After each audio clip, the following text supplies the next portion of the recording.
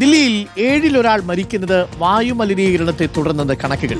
Global burden of ഡിസീസാണ് കണക്കുകൾ പുറത്തുവിട്ടത്. 2023 നടത്തിയ പഠനങ്ങളുടെ അടിസ്ഥാനത്തിലാണ് ഞെട്ടിക്കുന്ന കണ്ടെത്തൽ. ദില്ലിയിലെ 15% മരണങ്ങളും മലിനവായു ശ്വസിച്ചാണ്.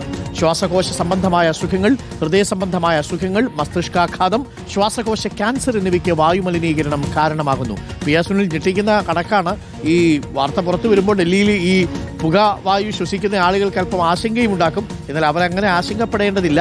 പുറത്ത് ഇത് കൂടുതൽ വലിച്ചു കയറ്റേണ്ടി വരുന്ന ആളുകളുണ്ടല്ലോ, അവർക്കാണ് ഇത് കൂടുതൽ ബുദ്ധിമുട്ടുണ്ടാക്കുന്നത്. പക്ഷേ പറഞ്ഞത് ശരിയാണ്, ശ്വാസകോശ സംബന്ധമായ മരണം കൂടുതലാണ്. ദില്ലിയിൽ പ്രത്യേകിച്ച് 7-ൽ ഒരാളുടെ മരണം വായുമലിനീകരണം മൂലമാണെന്ന് പറയുമ്പോൾ അല്പം ആശങ്കയുണ്ടാക്കുന്നതാണ്. ഇന്നിപ്പോൾ എങ്ങനെയാണ് പിയാസുനിൽ ദില്ലിയിലെ വായുമലിനീകരണത്തിന്റെ തോത്? Good morning. Good morning Arun. ഏതായാലും വായു മലിനീകരണ തോത് ഇന്ന് അല്പം കുറവാണ് എങ്കിൽ പോലും മലിനീകരണ തോത് ഒരു ഗുരുതരമായ അവസ്ഥയിൽ തന്നെ തുടരുന്ന ഒരു സാഹചര്യം തന്നെയാണ്. 300-ന് മുകളിൽ ചിലയിടങ്ങളിലുണ്ട്. അതേസമയം ചിലയിടങ്ങളിൽ 300-ന് താഴെ എയർ ക്വാളിറ്റി ഇൻഡെക്സ് തുടരുന്ന ഒരു സ്ഥിതിയൊക്കെ തന്നെയുണ്ട്. വരും ദിവസങ്ങളിലും ഇത് കൂടാനുള്ള സാധ്യതയുണ്ട്. ഏതായാലും അരുൺ ചൂണ്ടിക്കാണിച്ച ഗ്ലോബൽ ബർഡൻ ഡിസീസസിന്റെ ഈ റിപ്പോർട്ട് എന്നത് ഡൽഹിയിലെ ഒരു ഗുരുതര സാഹചര്യം ചൂണ്ടിക്കാണിക്കുന്നതാണ്. 2023 ഡൽഹിയിൽ വായു മലിനീകരണം കാരണം മരണപ്പെട്ടതായി ഈ റിപ്പോർട്ട് ചൂണ്ടിക്കാണിക്കുന്നത് 17,188 പേരാണ്. അതായത് 2018-ൽ വായു മലിനീകരണം കാരണം 15,786 പേർ മരിച്ചു എന്ന് ഈ റിപ്പോർട്ടിൽ പറയുന്നുണ്ട്.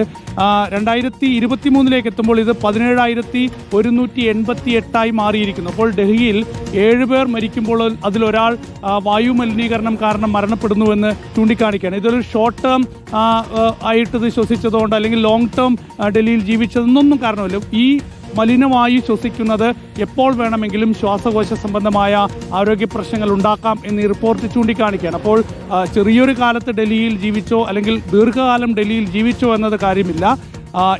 ഈ ഒരു കാലാവസ്ഥയിൽ ജീവിക്കുന്നത് ഗുരുതരമായ സാഹചര്യങ്ങൾ സൃഷ്ടിക്കുന്നു എന്നതാണ് ഈ റിപ്പോർട്ട് ചൂണ്ടിക്കാണിക്കുന്നത്.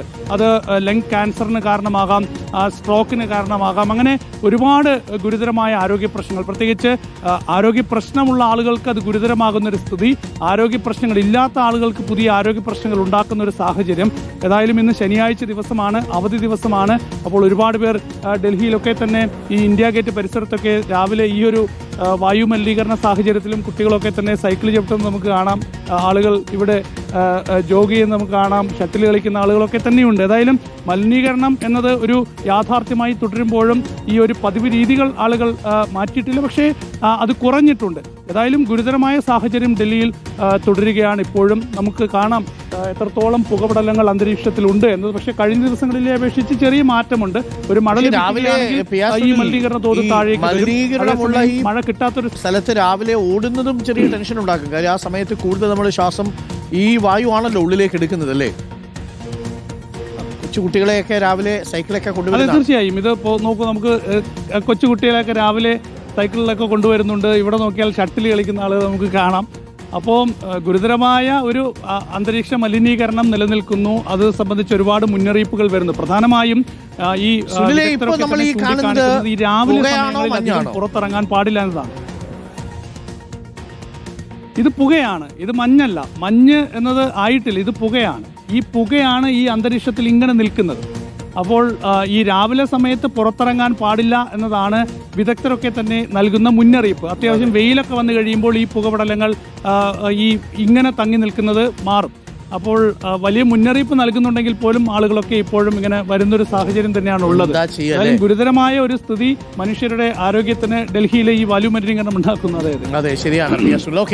തുടരുക, മാസ്ക് ഒക്കെ വെച്ച് നിൽക്കുക പരമാവധി. നമുക്ക് ഈ കണക്കിപ്പോൾ പറഞ്ഞു കഴിയുമ്പോൾ നമുക്ക് ഒരു ടെൻഷൻ ഉണ്ടാവുന്നു. ദില്ലിയിൽ ഈ പുക മലിനീകരണം മൂലം 7-ൽ ഒരാൾ മരിക്കുന്നു എന്നാണ് കണക്കുകൾ പുറത്തു വരുന്നത്. ആ കണക്കുകൾ ചെറിയ കണക്കല്ല. അപ്പം കൂടുതൽ സുരക്ഷിതമായിരിക്കുക. പരമാവധി നിങ്ങൾ രാവിലെ ഒന്നും പുറത്തിറങ്ങാതിരിക്കുക. ഒത്തിരി വെയിലൊക്കെ വന്നിട്ട് പുറത്തിറങ്ങിയാൽ അല്പമെങ്കിലും ആശ്വാസം ഉണ്ടാകും എന്നുള്ളതാണ്.